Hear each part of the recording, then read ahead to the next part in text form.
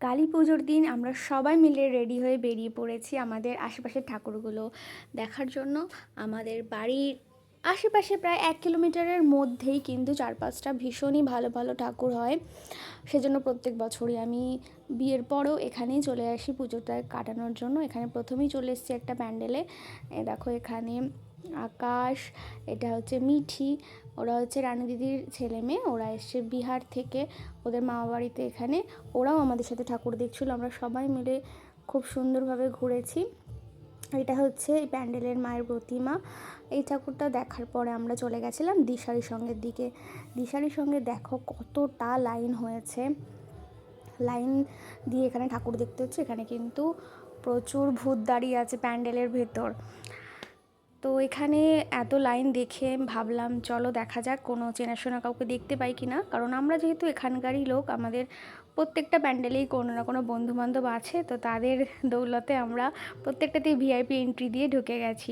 তো ভাই এখানে যাচ্ছে ডাকতে, কারণ আমি আমার একটা বন্ধুকে দেখতে পেয়ে গেছি, বিজয়কে। তো আমি বললাম একটু ঢুকতে দে আমাদেরকে, তো ওর সহযোগিতায় আমরা এখানে ভিআইপি এন্ট্রি পেয়ে গেছি। ঢুকতেই দেখলে একজন কঙ্কাল দাঁড়িয়ে রয়েছে। এখানে প্রচুর ভূত রয়েছে এবং জঙ্গলের মধ্যে দিয়ে আমরা প্রায় যাচ্ছি, এরকম একটা থিম করা হয়েছে। আর এই লাইটিংয়ের জন্য আমরা তো কিছু দেখতেই পাচ্ছিলাম না, অনেক কষ্ট করে করে ভেতর দিয়ে হেঁটে হেঁটে যাচ্ছিলাম। এখানে দেখো গলা কাটা ভূত দাঁড়িয়ে রয়েছে। ছোট ছোট বাচ্চারা কিন্তু এখানে অনেকেই ভয় পেয়ে যাচ্ছিল এবং কান্নাকাটি শুরু করে দিচ্ছিল। আমরা যদিও বড় হয়ে গেছি, আমরা হাসছিলাম, কিন্তু ছোটদের খুবই ভয় লাগছিল। মিঠিয়ে জন্য ওর মায়ের কোলে উঠে পড়েছে। এখানে দেখো ভূত কিরমভাবে তাকাচ্ছে আমাদের দিকে।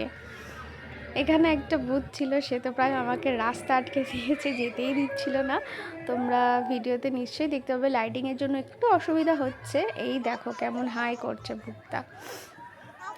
তো যারা নরেন্দ্রপুরের আশেপাশে থাকো তারা অবশ্যই এই প্যান্ডেলগুলোতে এসে ঠাকুর দেখতে পারো, তোমাদের নিশ্চয়ই খুবই ভালো লাগবে।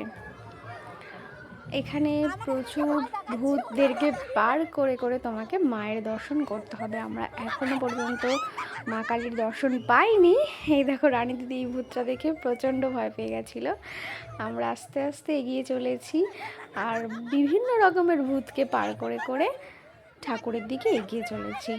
চলো তোমরাও আমাদের সাথে দেখতে থাকো, কেমন লাগছে আমাকে নিশ্চয়ই জানিও কমেন্টে।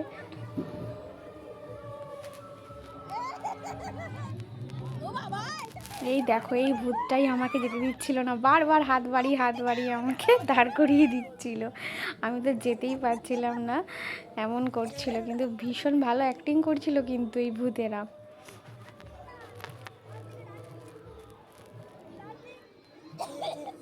মাঝে মাঝে আবার ছোট ছোট ভলেন্টিয়াররা দাঁড়িয়েছে, তারা আমাদেরকে বলছে এগিয়ে চলো এগিয়ে চলো। এই যে দেখো ভূতটা কেমন জিভ বার করে রয়েছে।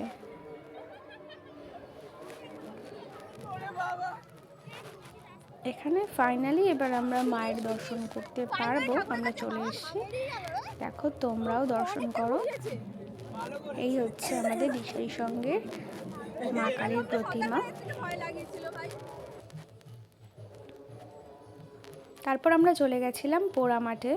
পোড়ামাঠে গিয়েই দেখলাম এখানে খুব সুন্দর ফাংশন হচ্ছে, ছোট ছোট মেয়েরা ভীষণ ভালো নাচ করছিল। তো আমরাও কিছুক্ষণ একটু ফাংশন দেখে নিলাম, দেখে নিয়ে তারপরে এই ঠাকুরটাও দেখে নেব। এই ঠাকুরটাও ছোটোর মধ্যে সুন্দর একটা প্যান্ডেল হয়েছিল, আর মা কালীর মুখটাও ভীষণ মিষ্টি ছিল। এখানে আমি 2-4টে ফটো তুলে নিয়েছি। তার একদমই পাশে রয়েছে শিব শক্তি, এখানে কেদারনাথ থিম করেছিল প্যান্ডেলটা। এখানকার মায়ের রূপ অসাধারণ হয়েছিল, তোমরা দেখলে তোমরাও বলবে। মানে বড় বড় কলকাতার দিকে যেরকম থিমের পুজো হয়, মায়ের রূপ যেরকম হয় সেরকমভাবেই এখানে মা কালীর রূপটাকে দান করা হয়েছে। আমার তো মারাত্মক সুন্দর লেগেছে। তোমাদের কেমন লাগলো শিব শক্তির ঠাকুর তোমরা নিশ্চয়ই জানিও। এই দেখো মায়ের রূপ কি সুন্দর, ওপরে খুব সুন্দর ঝাড়বাতিও লাগানো ছিল। আর এখানে 12 জ্যোতির্লিঙ্গের বিভিন্ন রূপ এখানে ফুটিয়ে তোলা হয়েছে চারিদিকে, প্যান্ডেলের চারিদিকে। খুবই সুন্দর, এখানে মায়ের রূপ অসাধারণ। এখান থেকে বেরোনোর পরে আবার সেই ফাংশানে দেখি দুটো ছোট্ট ছোট্ট বেবি, কি সুন্দর আমি মিস ক্যালকাটাতে ডান্স করছিল দেখে আমরা আর না গিয়ে পারলাম না, তাই জন্য আমরা আবার রাস্তা থেকে দেখতে পেয়ে একটু এদের নাচটা দেখবো বলে আবার ফাংশানে ঢুকে গেলাম। খুবই সুন্দর এই পুচকে দুটো ডান্স করছিল, তোমরাও দেখে বলো কেমন লাগছে এদের ডান্সটা।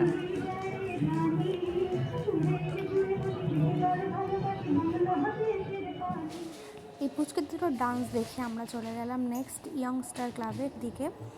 এখানে সব থেকে কিউটেস্ট কালী ঠাকুর করেছিল, এরকম মা কালীর রূপ আমি এর আগে কখনো দেখিনি।